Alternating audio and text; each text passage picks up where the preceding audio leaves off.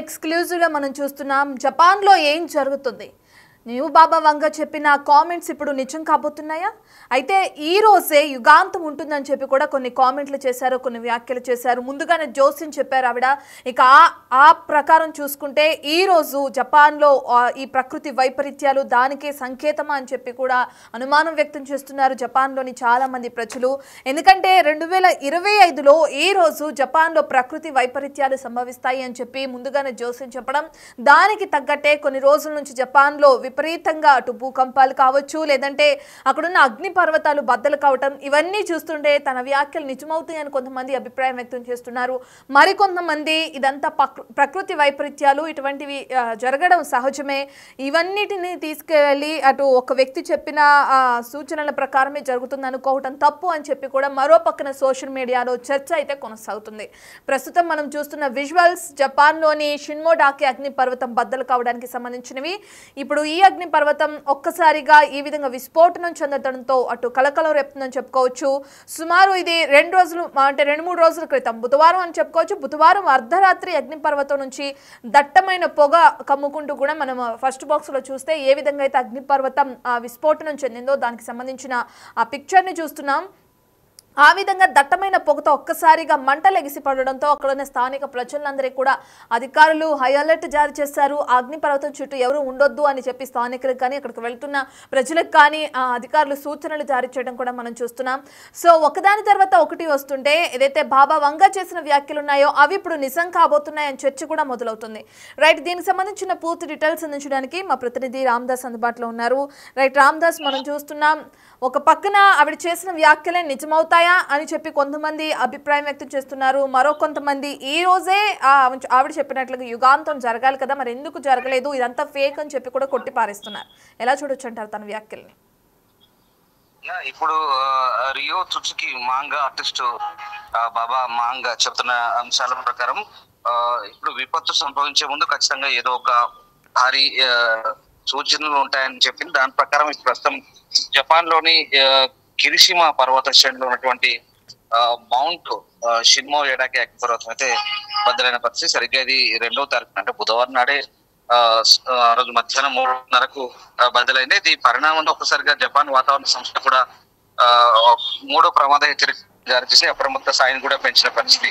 దీని ద్వారా 2 మైళ్ళ పరిధిలో రాళ్లు, అలాగే దానికి సంబంధించినటువంటి బూడిద కావచ్చు, ఆ రకమైనటువంటి పైరోక్లాస్ట్ ప్రవాహాలు ఏంటంటే లావా ప్రవాహం ఉంటుందని చెప్పారు. అప్రమత్తంగా ఉండమంటూ సూచించిన పరిస్థితి. అయితే ఇక్కడ మనకు ఒకటి రిలవెంట్ గా ఇక్కడ భారీ భూకంపానికి ఈ సెస్మిక్ యాక్టివిటీకి ఓటాన్ యాక్టివిటీకి చాలా రిలవెంట్, చాలా దగ్గర సంబంధం ఉంటుంది. ఎందుకంటే ఎప్పుడైతే వల్కానిక్ యాక్టివిటీ ఉంటుందో భూమి పొరల్లో ఉన్నటువంటి ఆ ఒత్తిళ్లు రాపిళ్లు గురైన నేపథ్యంలోనే తిరిగి సముద్ర గర్భంలో కూడా ఏళ్ల సంవత్సరాల కింద అంతర్భాగమైనటువంటి పర్వతాలు కూడా బద్దలవుతుంటాయి సైంటిఫిక్ గా ఇదంతా కూడా.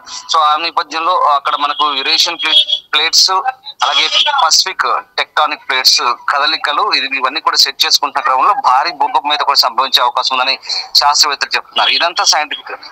అండ్ అదర్ సైడ్ ఇక్కడ బాబా వాంగ చెప్తున్న దాని ప్రకారం ఈ జూలైలో ఖచ్చితంగా ఒక భారీ విపత్తు అయితే సంభవించబోతుందంటూ ఆమె చెప్పినటువంటి ద ఫ్యూచర్ ఐస్ అంటే నేను దర్శించిన భవిష్యత్ పేరుతో స్వయంగా ఆమె రాసిన పుస్తకం అయితే ఇప్పుడు పెను సంచలనంగా మారుతుంది. ఈ నేపథ్యంలో జూలై 5th డిజాస్టర్ పేరుతో ప్రస్తుతానికి ట్రెండ్ అవుతున్న నేపథ్యంలో ఈ వరుస ఘటనలన్నీ కూడా దానికి బలం చేకూర్చే విధంగా ఉన్న పరిస్థితి కనబడుతుంది. ప్రధానంగా ఇప్పుడు జపాన్ వ్యాప్తంగా కూడా ఇదే ఆందోళన కనిపిస్తుంది. ముఖ్యంగా ఆ విపత్తుకు ముందు జరిగే పరిణామాల ఆ పర్యవసానాలంటూ కూడా చాలా మంది దీనికి సంబంధించి చర్చించుకుంటున్న పరిస్థితి. ఇప్పటికే జపాన్ వ్యాప్తంగా టోకరా దీవుల్లో దాదాపుగా 10-12 దీవులు ఉన్న టోకరా దీవుల్లో ఇవాళ కూడా కుషు ప్రాంతంలో అక్కడ 5.5 మాగ్నిట్యూడ్ తో ఎర్త్ క్వేక్ వచ్చింది. దాన్ని కూడా శాస్త్రవేత్తలు ఎప్పటికప్పుడు అధ్యయనం చేస్తున్న పరిస్థితి. కానీ ఆశ్చర్యకరంగా ఇప్పటి వరకు శాస్త్రవేత్తలు అయితే సునామీ హెచ్చరికలు అయితే జారీ చేయని పరిస్థితి. ప్రధానంగా బాబా వాంగ చెప్తున్నటువంటి ప్రెడిక్షన్ ఏదైతే ఉందో దీని అంతటి కూడా అంటే శాస్త్రవేత్తలు ఖండిస్తున్న పరిస్థితి. ఇప్పటివరకు అయితే దానికి శాస్త్రీయ నిరూపణ లేదు, ఆధారం అంటే లేదు అంటే వాళ్ళు ఖండిస్తున్న పరిస్థితి. కానీ చాలా మంది మాత్రం చాలా క్లియర్ గా దీనికి సంబంధించి ఒక వాదన లేవనెత్తున్నారు. ఖచ్చితంగా గతంలో తాను చెప్పిన అంశాలను చాలా వరకు నిజమయ్యాయి. డయానా మృతి కావచ్చు, బ్రిటన్ యువరాణి, అలాగే బరాక్ ఒబామాకు సంబంధించి కావచ్చు, 2011 సునామీకి సంబంధించి కావచ్చు, కరోనాకు సంబంధించి కావచ్చు, ఇంకా అనేక అంశాలు తాను చెప్పిన అంశాలు తను ఊహించి ఒక బుక్ రూపంలో పెడుతుంది, ఆర్ట్ రూపంలో రాస్తుంది, దాన్ని తిరిగి బుక్ లో రాస్తుంది అని చెప్తున్నారు. వాస్తవానికి 20 ఏళ్ల ప్రాయంలోనే చూపు కోల్పోయిన తుత్సుకి వాంగాగా మారి ఒక కొండ ప్రాంతంలో బల్గేరియాలో నివసిస్తుంది. సో ఆమెని చాలా మంది నమ్ముతుంటారు. ఆమె చెప్తున్నటువంటి ప్రిడిక్షన్ కోసం చాలా మంది వెళ్తుంటారు. కేవలం భౌగోళిక పరిస్థితులే కాదు, రాజకీయ సమకాలీన అంశాలపై కూడా ఆమె చెప్పే అంశాలు చాలా వరకు నిజమయ్యాయి. దీంతో ఆమె చెప్తున్నటువంటి వాదనకు సంబంధించి కూడా జూలైలో ఏదో భారీ విపత్తు సంభవించబోతున్నట్టుగా అక్కడ మనకు ఒక జైంట్ క్లౌడ్ ఒకటి, అంటే భారీ మేఘం ఒకటి పోర్చుగల్ సముద్ర తీర ప్రాంతంలో కూడా భారీ మేఘం ఒకటి ఆవరించింది. పసిఫిక్ ముఖ్యంగా ఇటు జపాన్ అలాగే ఫిలిప్పైన్స్ ఖచ్చితంగా ఒక ఏదో భారీ ఉత్పాదన జరగబోతుంది. సముద్ర ఈ భారీ అలలు ఆకాశాలు ఎగిరిపోతాయి, అవన్నీ కూడా జపాన్ తీరాన్ని ముంచెత్తాయంటూ ఆమె చెప్పబోతున్నటువంటి అంశాల ఆధారంగా ఇప్పుడు ఈ అగ్నిపర్వతం బదులయ్యే అంశాన్ని కూడా దానికి చాలా మంది అన్వయించుకుంటున్నారు. సో దానికి ముందుగానే ఈ సూచనలు ఇవన్నీ కూడా ఒక సిమ్టమ్స్ గానే చాలా మంది భావిస్తున్న పరిస్థితి. సో ఏదేమైనా శాస్త్రవేత్తలు మాత్రం దీనికి సరైన నిర్ధారణ లేదు, శాస్త్రీయ నిరూపణ లేదని చెప్తున్నప్పటికీ కూడా అటు జపాన్ వాతావరణ సంస్థ జేఏమీ మాత్రం నిరంతర పర్యవేక్షణ చేస్తుంది. ఇప్పటికీ ఈ వోల్కనో యాక్టివిటీకి సంబంధించినటువంటి సంకేతాలను గుర్తించి వీళ్ళంతా కూడా అప్రమత్తం చేసిన పరిస్థితి కనబడుతుంది. సో ఏదేమైనా సైంటిఫిక్ గా ఆలోచిస్తే వోల్కనో యాక్టివిటీ, సెస్మిక్ యాక్టివిటీ రెండు కూడా రిలవెంట్ గా ఉంటాయి కాబట్టి ఖచ్చితంగా భారీ భూకంపానికి సంబంధించే అవకాశం ఉంది. ఎందుకంటే ఇప్పటికీ అంటే రామ్దాస్ ఈ విధంగా అంటే ఆవిడ వ్యాఖ్యను చూస్తే మనం 2012లో కూడా యుగాంతం వచ్చేస్తుంది, భూమి అంతరించిపోతుంది, ఇక ఇదే యుగాంతం, దీని తర్వాత భూమిపైన ఎవరు బ్రతికుండరు, యుగాంతం వచ్చేసింది కాబట్టి 2012లో కూడా ఇటువంటి ప్రచారమే జరిగింది. మనం అప్పుడు చూసాం, బట్ అప్పుడు ఇటువంటిది ఏమీ లేదు. కానీ ఈసారి మాత్రం అంటే ఈ సంవత్సరం మాత్రం ఎక్కువగా జపాన్లో ప్రకృతి వైపరీత్యాలు కానీ మీరు చెప్పినట్లుగానే భూకంపాలు కానీ అగ్నిపర్వత విస్ఫోటనాలు కానీ జరుగుతున్నాయి. సో దాన్ని బట్టి ఎలా చూడొచ్చు అంటారు? అంటే ఇప్పుడు ఈమె చెప్తున్న అంశాల ఆధారంగానే ఇప్పుడు ట్రెండింగ్ అవుతున్న పరిస్థితి సోషల్ మీడియాలో. అంటే ఈమె చాలా కష్టంగా ఊహించి చెప్తారు అనే ఒక నానుడు అయితే ఉంది. ఆమె చెప్పిన అంశాలు చాలా వరకు దాదాపు నిజమైన పరిస్థితి. అంటే మనం ఇక్కడ నమ్మే వాళ్ళకి నమ్మకం ఉంటుంది, నమ్మని వాళ్ళకు పెద్దగా పట్టించుకుని దాచుకుంటాయి. కానీ ఇక్కడ మనం కూడా చెప్తున్నాం, వ్యూవర్స్ అడ్వైస్ కూడా అదే చెప్తున్నాం. కేవలం మనం ప్రేక్షకులకు ఒక అప్రమత్తత గానీ మనం ఇది సూచిస్తున్న పరిస్థితి. అంటే ఇలాంటి వార్తలు మనం కూడా ప్రసారం చేయడం, పదే చెప్పడం ద్వారా వాళ్ళకి చెప్పేది ఏంటంటే కేవలం ఒక నమ్మకాలు అపనమ్మకాలు అనేది వాళ్ళ విచక్షణ ఆధారపడి ఉంటుంది. సో వాటెవర్ ఏదేమైనా ప్రపంచవ్యాప్తంగా ప్రస్తుతం ఇది ట్రెండింగ్ లో ఉన్న పరిస్థితి అయితే కనపడతా ఉంది.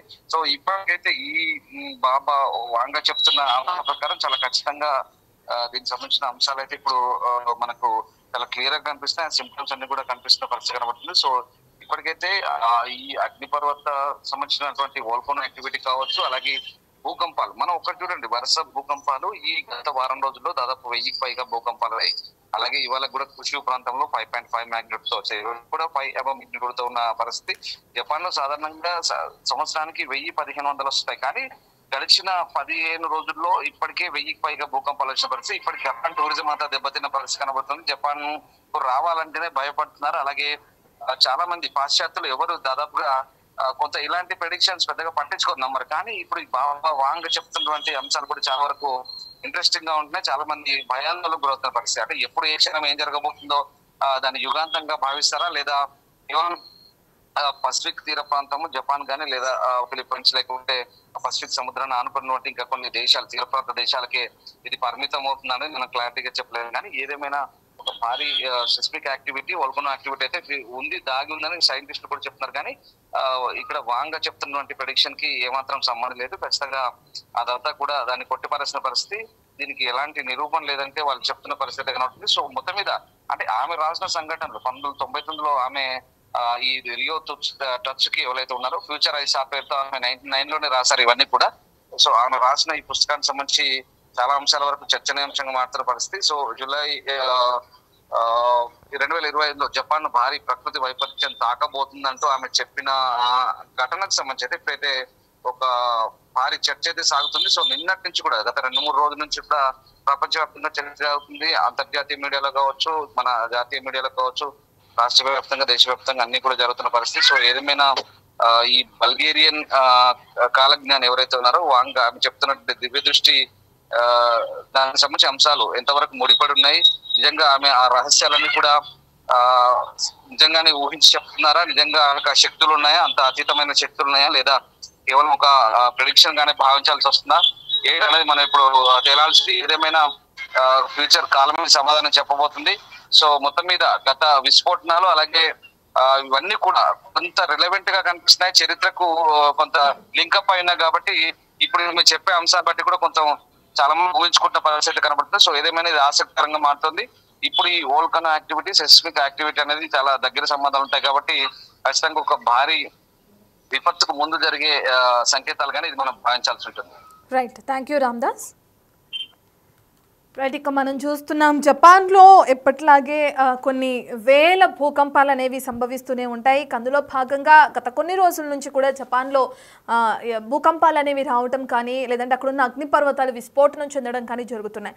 అయితే ఇప్పుడు అక్కడున్న ప్రజలు ప్రధానంగా భయభ్రాంతులకి గురవడానికి కారణం బాబా వాంగ చేసిన కొన్ని కామెంట్స్కి సంబంధించి అని చెప్పుకోవచ్చు, లేదంటే ఆవిడ చెప్పిన జోసిం అని చెప్పుకోవచ్చు.